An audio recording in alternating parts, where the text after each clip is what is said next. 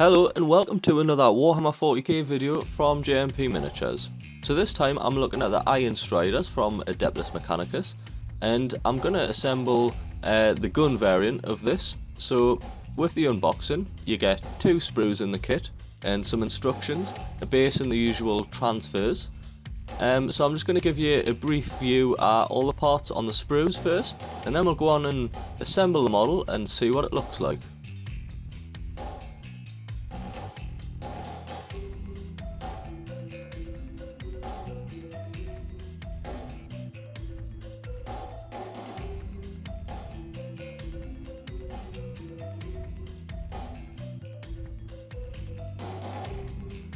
So to start this assembly off, I'm starting with the legs here. There's 2 different leg variants you can have. You can have the right leg forward or the left leg forward. So if you've got multiple of these Ironstriders, you can mix it up a little bit.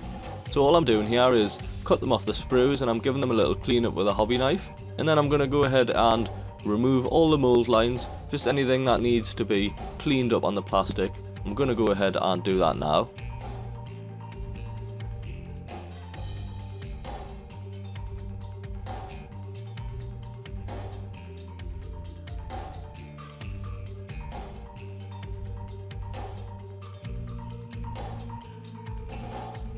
So I'm starting the assembly of the model now, and there's some parts that I will leave off the model, so I'm not going to glue them on, but I will stick them on with a bit of blue tack for the purpose of the video.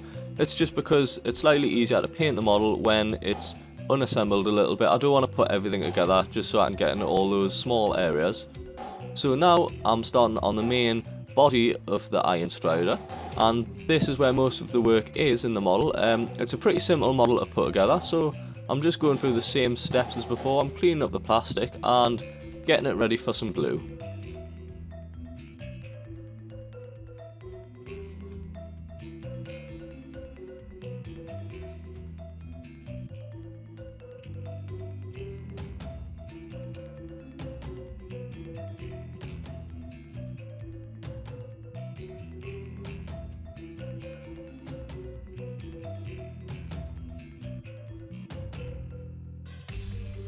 Of assembly of this model, there's a lot of small parts to put on. There's some quite fiddly ones. I'm showing this is one of the more fiddly ones.